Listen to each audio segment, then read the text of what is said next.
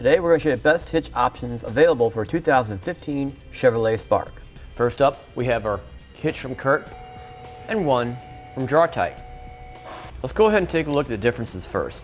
First off, we'll take a look at the structure differences, which will be on the very end here. We got a nice collar around the opening of our receiver here on our Curt, and then on our Draw-Tite does not have that collar around it.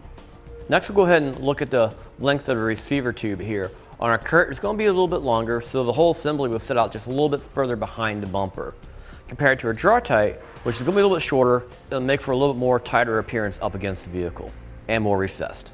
Now, our Tiedown loops are going to be the same idea on both of them. However, on our Draw-Tite, they're going to be made of a little bit heavier gauge material. Now, there's one little detail it's really hard to see on the inside of our Draw-Tite. If you notice, there's a little notch that's punched into the side here. That's there for a reason. It keeps you from putting heavier material in the receiver, like a heavier ball mount than what it's designed for.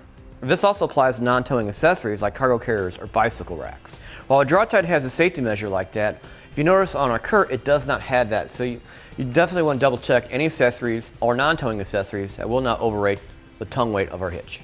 Now, both our hitches are going to work great as for towing applications because you're not really going to move very much trailer with your Chevy Spark. One thing you need to know is when you use non-towing loads, such as a bicycle rack or a cargo carrier, there is a stipulation with the Curt. You do have to use their stabilization strap with the hitch when you use those types of accessories. Our Draw-Tite hitch does not have that stipulation. They're both going to basically install the same, they use the same attachment points on both hitches on our vehicle. Next, they both have the same 1.25" openings, and they also use the same size 1/2" hitch pin hole, or your favorite locking hitch pin as well. Now, both our hitches are also protected by a powder coat finish as well. Now, the weight capacities on your hitch are going to be identical. It's going to be 200 pounds of tongue weight, which is the force that pushes down on the hitch ball, and 2,000 pounds of pull weight. Now, you also want to double check your owner's manual to make sure your Chevy Spark can tow these kinds of loads, or what it's limited to. In summary, our two hitches are going to perform the same function very well.